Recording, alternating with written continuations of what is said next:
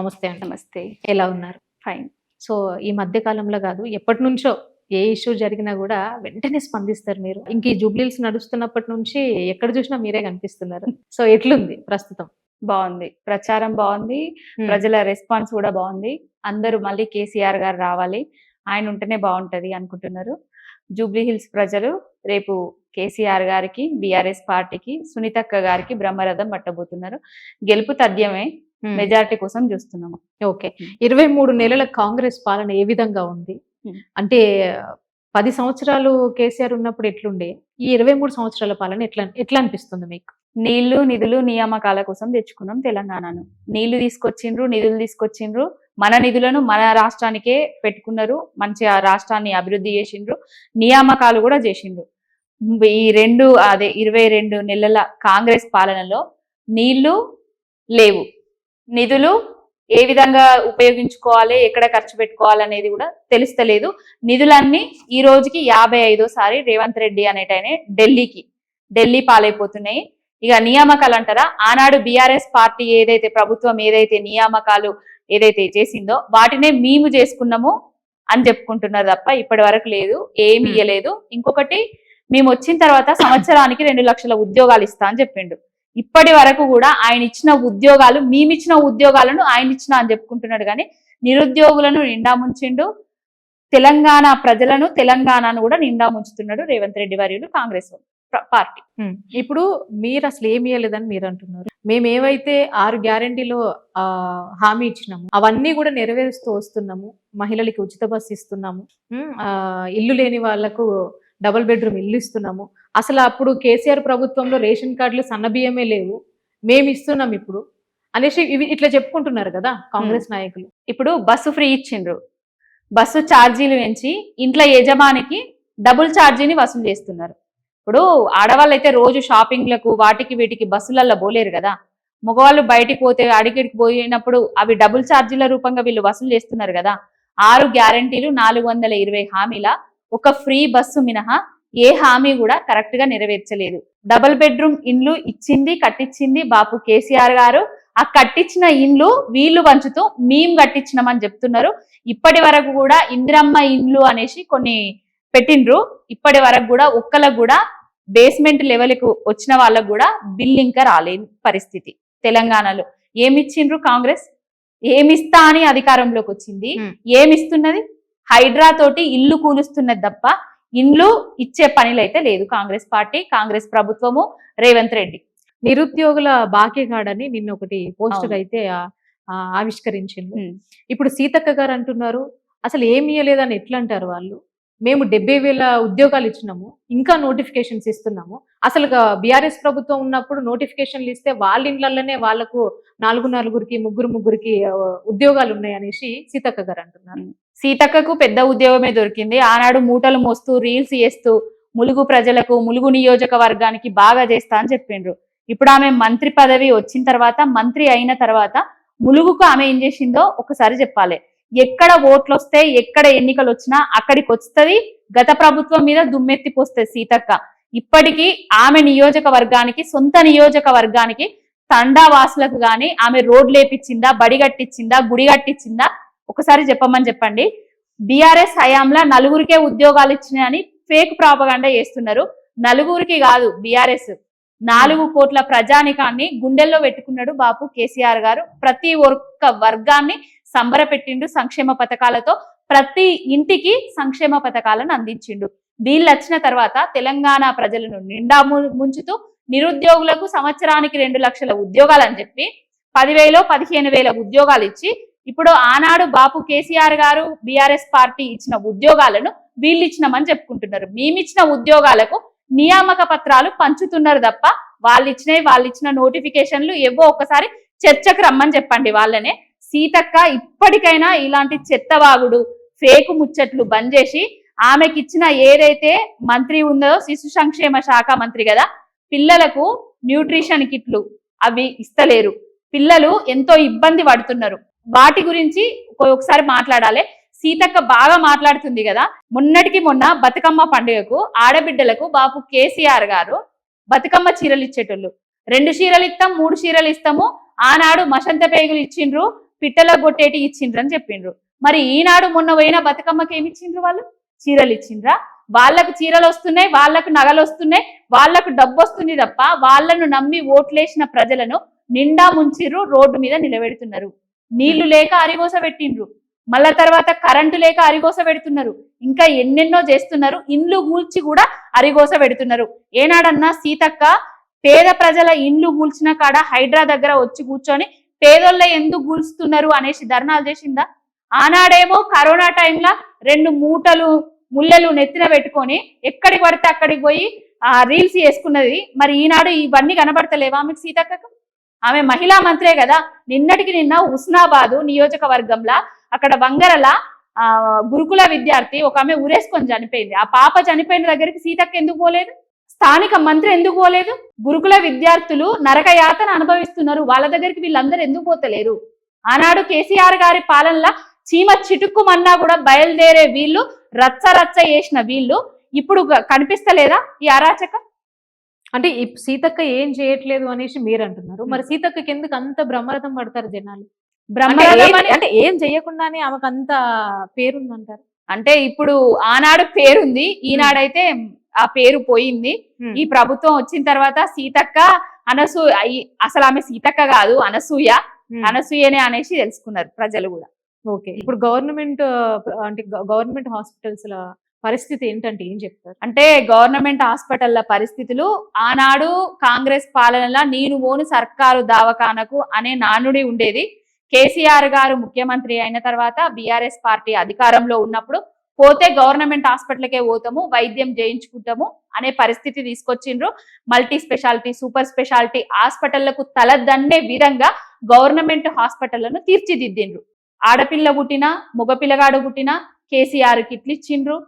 ఎవరైతే ఉన్నారో అంగన్వాడీ ఆశా వర్కర్లు కొంతమంది డెలివరీ అవుతుంటే బాలింతలను తీసుకుపోతే వాళ్ళకు కూడా ప్రోత్సాహాలు ఇచ్చుకుంటూ నార్మల్ డెలివరీ కావాలి అనేసి కొన్ని పెట్టిండ్రు. ఆ విధంగా నార్మల్ డెలివరీస్ అయ్యేటివి, గవర్నమెంట్ హాస్పిటళ్లకు పేషెంట్స్ పోయేటి. కానీ ఇప్పుడు ఉన్న పరిస్థితులలో గవర్నమెంట్ హాస్పిటళ్లకు పోయే పరిస్థితి లేదు. కేసీఆర్ కిట్లు లేవు. ఏదైతే వర్కర్స్ ఉన్నారో వాళ్లకు వేతనాలు సరిగ్గా ఇస్తలేరు. ఇంకొకటి, మొన్నటికి మొన్న ఢిల్లీలో ఉన్న బస్తీ దవాఖానాలను గల్లీకి తీసుకొచ్చిండ్రు కేసీఆర్ గారు. ఈ గల్లీకి తీసుకొచ్చిన బస్తీ దవాఖానాల సుస్థి చేపిస్తున్నాడు రేవంత్ రెడ్డి. బస్తీ దవాఖానాలను అధ్వాన పరిస్థితి తీసుకొచ్చిండు.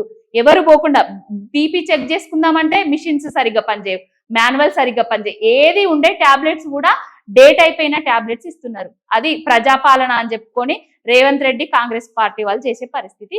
అంటే నేను ఒక ఫ్లెక్సీ చూసిన, మెడికవర్ హాస్పిటల్ ఏదో ఒక హాస్పిటల్ ప్రైవేట్ హాస్పిటళ్లకు హోర్డింగ్లు కట్టుకొని ప్రచారం చేసిన ఘనత ఓన్లీ రేవంత్ రెడ్డికే దక్కుతుంది. ఇప్పుడు అవన్నీ తీసుకొచ్చి వీళ్ళే కావాలని మా మీద ప్రచారం చేస్తున్నారు అని కాంగ్రెస్ నాయకులు అంటున్నారు. దానికి మీరు ఇచ్చే సమాధానం? కాంగ్రెస్ నాయకులు పక్క వాళ్ళ మీద బురద జల్లడము, వాళ్ళ తప్పులను పక్క వాళ్ళ మీద నెట్టడం వాళ్లకు వెన్నతో పెట్టిన విద్య తప్ప ఇంకొకటి ఏం లేదు. చేసింది ఏం లేక, చెప్పుకోవడానికి ఏం లేక గత ప్రభుత్వాన్ని, కేసీఆర్ గారిని నిందించడమే పనిగా పెట్టుకున్నారు తప్ప ఇంకొకటి ఏం లేదు. ఓకే, అంటే ఇప్పుడు కాంగ్రెస్ ప్రభుత్వం వచ్చిన వెంటనే హైడ్రా ఏదైతే ఉందో హైడ్రా పని పట్టింది. సో ఈ హైడ్రా వల్ల చాలా మంది పేదవాళ్ళు అయితే ఇబ్బందులు పడుతున్నారు, మనం చూస్తున్నాం. దీని మీద మీ అభిప్రాయం ఏంటి? అంటే ప్రత్యేకంగా జూబ్లీహిల్స్ గురించి చూసుకుంటే జూబ్లీహిల్స్ లో ఇల్లు కోల్పోయిన వాళ్ళు చాలా మంది ఉన్నారు. అవును. సో దీని మీద మీ అభిప్రాయం ఏంటి? అంటే హైడ్రా నేను ఇది చేస్తా అది చేస్తా హీరో లెవెల్, అంటే నాగార్జున ఇన్కన్వెన్షన్ కూల్చడంతో హీరో అనుకున్నారు. కానీ నాగార్జున ఇన్కన్వెన్షన్ కూల్చడం వల్ల నాగార్జున రోడ్డు మీద వల్లేదు, నాగార్జున కుటుంబం రోడ్డు మీద వల్లేదు. వాళ్ళకి ఇంకా వేరే ఇండ్లు ఉన్నాయి, వారు వేరే దగ్గర ఫంక్షన్ హాల్స్ ఉన్నాయి, వాళ్ళు చూసుకుంటున్నారు.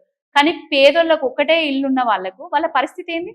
రోడ్ల మీద పడి, పుస్తకాలు కాడ, తిండి ఒక దగ్గర, కండ్లకు నీళ్లు తెచ్చుకుంటూ, అంటే ఒక ఆమె ప్రెగ్నెంట్ తో ఉన్నామే టైం ఇవ్వండి అని అడిగినా కూడా ఇవ్వలేని పరిస్థితి హైదరాబాద్ లా. అంటే పేదోడికి ఒక లెక్క, పెద్దోడికి ఒక లెక్క. పేదోళ్ళ ఓట్లతోటి గెలిచి గద్దెనెక్కి పేదోళ్ళ ఇల్లు కూల్చుతున్నావు తప్ప నీ అన్నది కనబడతలేదా? మిగతా మంత్రులది, ఎమ్మెల్యేలది, వీళ్ళందరి ప్యాలెస్లు కనబడతలేవా? హైడ్రా వాటికి కనబడతలేదా? ఓన్లీ పేదోళ్ళయే కనబడతాయా? అసలు వాళ్ళకు చెప్పరు, చెయ్యరు. సండే, సాటర్డే అవి వర్కింగ్, అంటే ఏదైతే కోర్టుకు హాలిడేస్ ఉంటాయో ఆ డేస్ చూసుకొని వాళ్ళ మీద పడతారు, కూల్చేస్తారు. ప్రతి ఒక్కరు జూబ్లీ హిల్స్ లో మేము ప్రచారం చేస్తుంటే ప్రతి ఒక్క ప్రజలు ఏమంటున్నారంటే మాకు ఈ కూల్చివేతలు పోవాలంటే కాంగ్రెస్ పోవాలి, మేము కాంగ్రెస్ కు ఓట్లేయము, ఆనాడు కేసీఆర్ మంచిగా చూసుకున్నాడు, ఆ పాలననే మళ్ళా కావాలని కోరుకుంటున్నారు. అంటే ఓన్లీ మీరు వాళ్ళని టార్గెటే చేసి చెప్తున్నారు తప్ప ఇప్పుడు అదే హైడ్రాలో ఈ రేవంత్ రెడ్డి ఇంటి గోడ కూడా పోయింది కదా. అదే హైడ్రాలో తిరుపతి రెడ్డి ఇల్లు ఎందుకు పోతలేదండి? అదే హైడ్రాలో మహేందర్ రెడ్డి ఇల్లు ఎందుకు పోతలేదండి? అదే హైడ్రాలో పొంగులేటి శ్రీనివాస్ రెడ్డి ఫామ్ హౌస్ ఎందుకు పోతలేదండి? అదే హైడ్రాలో ఓవైసీ వాళ్ళది ఎందుకు పోతలేదండి? అదే హైడ్రాలో బడా బడా కాంట్రాక్టుల నాయకుల ఇండ్లు ఎందుకు పోతలేవండి? వాటి గురించి అడుగుతున్నా నేను, పేదోళ్ళ గురించి కాదు. పేదోళ్ళ ఇల్లు కూల్చేటప్పుడు నోటీసులు ఇవ్వడమా, లేకపోతే వాళ్ళకు ప్రత్యామ్నాయం చూపెట్టడమా, వాళ్ళకి ఇంకొకటి ఏదన్నా ఇల్లు చూపెట్టడమా, అలాంటివి చేయాలి. పేదోడు నెల నెల ఈఎంఐలు కట్టుకుంటూ మీరే ఇచ్చిన పర్మిషన్లే 15-20 సంవత్సరాలకి క్రింద వీళ్ళే పర్మిషన్లు ఇస్తారు, మళ్ళా 15-20 సంవత్సరాల తర్వాత వీళ్ళే అధికారంలోకి వచ్చి ఆ ఇండ్లను వీళ్ళే కూలిస్తారు. మళ్ళా అవి రోడ్లకు అడ్డంగా కట్టిండ్రు, నాలాల మీద కట్టిండ్రు అని చెప్పేది మళ్ళా వీళ్ళే, ఇచ్చింది వీళ్ళే పర్మిషన్లు, కూల్చేది వీళ్ళే, ప్రత్యామ్నాయం చూపించకుండా వాళ్ళని ఇబ్బంది పెట్టి రోడ్డు పాలు చేసేది కూడా మళ్ళీ వీళ్ళే. ఇది రాజకీయం, కాంగ్రెస్ పార్టీ రాజకీయం, కాంగ్రెస్ పార్టీ తెలంగాణలో చేస్తున్న దుశ్చర్యలు. బీసీ రిజర్వేషన్ అనేది ఆనాడు బీఆర్ఎస్ ప్రభుత్వంలో సాధ్యం కాలేదు, ఖచ్చితంగా మేము దీన్ని సాధ్యం చేస్తామనేసి రేవంత్ రెడ్డి గారు అంటున్నారు. సాధ్యమవుతుందా ఇప్పుడు ఈ గవర్నమెంట్ లో?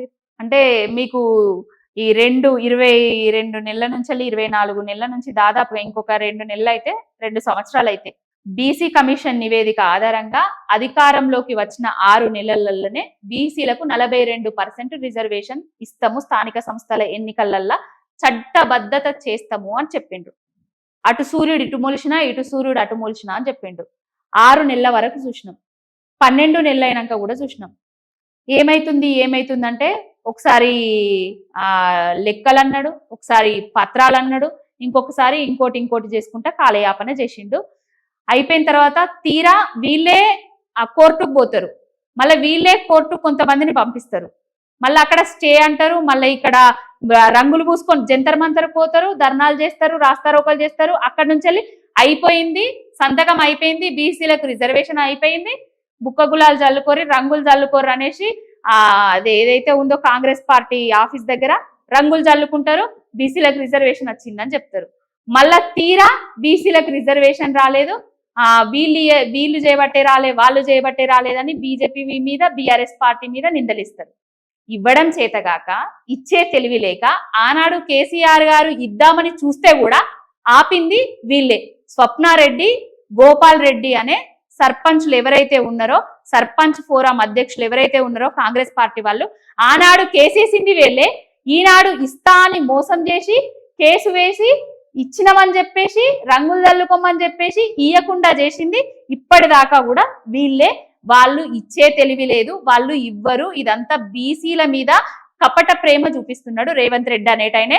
ఇంకో 2 రోజులు 3 రోజుల తర్వాత, లేకపోతే జూబ్లీ హిల్స్ ఎన్నికల తర్వాత ఏం చెప్తాడంటే బీసీలకు మేము 42% రిజర్వేషన్ పార్టీల ప్రకారం మా పార్టీలు ఇస్తున్నాం, మీరు కూడా ఇవ్వాలి అని చెప్తాడు. మా పార్టీలు ఇచ్చినాం కదా, మీ పార్టీలు ఇస్తలేరు, వాళ్ళు బీసీ ద్రోహులు అని చూపిస్తాడు. అదే తప్ప బీసీలకు ఇచ్చేది లేదు, చేసేది లేదు. కానీ ఇయ్యకపోతే మాత్రం కొట్లాడతాం, ఆయన మీద యుద్ధం ప్రకటిస్తాం.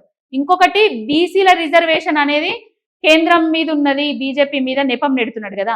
బీసీలకు 20,000 కోట్ల రూపాయలు నెల అంటే సంవత్సరానికి 20,000 కోట్లు 5 సంవత్సరాలకు 1,00,000 కోట్లు బడ్జెట్ కేటాయిస్తామని చెప్పిండ్రు. మరి బడ్జెట్ ఏమైంది? బడ్జెట్ కేటాయించడానికి బీఆర్ఎస్ అడ్డం వస్తుందా, లేకపోతే బీజేపీ అడ్డం వస్తుందా? గొల్లకుర్మ సోదరులకు, గొల్లకుర్మలకు, ముదిరాజులకు, గౌడ్స్ కి, మా గౌడ్స్ అన్నలకు వైన్స్ లా కేసీఆర్ గారు 15% రిజర్వేషన్ ఇస్తే టెండర్లల్లా ఈయన 25% ఇస్తా అని చెప్పిండు. ఇప్పుడు 25% ఇవ్వకుండా అదే 15% ఇస్తూ మళ్ళా 3 లక్షలు పెంచి టెండర్లకు మొన్నటికి వేసిండు. ఇవన్నీ ఎక్కడ ఎవరు చేస్తున్నారు? రేవంత్ రెడ్డి కాదా? బీసీలను నిండా ముంచుతున్నది రేవంత్ రెడ్డి, బడ్జెట్ కేటాయించకుండా నిండా ముంచుతున్నది రేవంత్ రెడ్డి, బీసీలకు ఏదైతే ఇస్తా అన్నాడో రిజర్వేషన్ ఇవ్వకుండా ఆపుతున్నది కూడా కాంగ్రెస్ పార్టీ, రేవంత్ రెడ్డి. 60 ఏండ్ల నుంచి కాంగ్రెస్ పార్టీకి సాధ్యం కాలేదు, ఇప్పుడు కూడా సాధ్యం కాదు, వాళ్ళు ఇయ్యరు. అంటే ఇప్పుడు ఈ గవర్నమెంట్ ఇంకా 3 సంవత్సరాలు ఉంది కదా, ఉమ్. మేబీ మీ 3 సంవత్సరాలలో ఒకవేళ ఇచ్చే అవకాశాలు ఉండొచ్చు కదా. మేమే అడుగుతున్నాం కదా, ఇవ్వాలని మేమే కోరుకుంటున్నాము, ఇస్తే మేము స్వాగతిస్తామని కూడా మేమే చెప్తున్నాం కదా. ఉమ్. ఇచ్చేటోడైతే మొన్ననే ఇచ్చేటోడు కదా.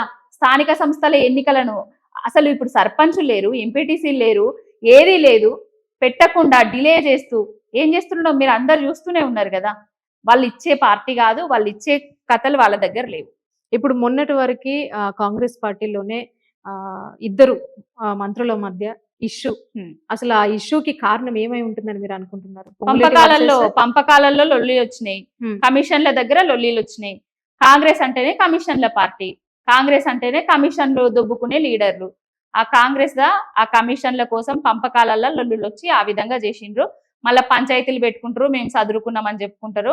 అదో చెత్త పార్టీ, మనకందరికి తెలిసిన విషయమే. 60 ఏళ్ళు ఇప్పుడు ఆ ఇష్యూ సర్దు మణిగినట్టేనా? సర్దు మరిగినా మనగకపోయినా కూడా లోపల యుద్ధాలు జరిగినా కూడా బయటకు వచ్చి మైకుల ముందట బైకులు పాపం ఆఫ్ చేసుకున్నామని చెప్పేసి వాళ్ళు మాట్లాడుతుంటే ఆ ఆన్లోనే ఉండే ఆ మైకులలోనే మనకు తెలుస్తుంది కదా. వాళ్ళంతా ఒక ఏంటంటే వాళ్ళు ఒక రౌడీల రాజ్యం లెక్క చేస్తూ వాళ్ళకి పడకుండానే అది చేస్తున్నారు. డబ్బుల కోసం తప్ప, కమిషన్ల కోసం తప్ప ప్రజలకు హామీలు ఇచ్చినాము, ప్రజలకు తెలంగాణ కేసీఆర్ గారి కంటే ఎక్కువగా అభివృద్ధి చేద్దాము, ఇంకేదన్నా చేద్దామనే ఉద్దేశం వాళ్ళకైతే లేదు.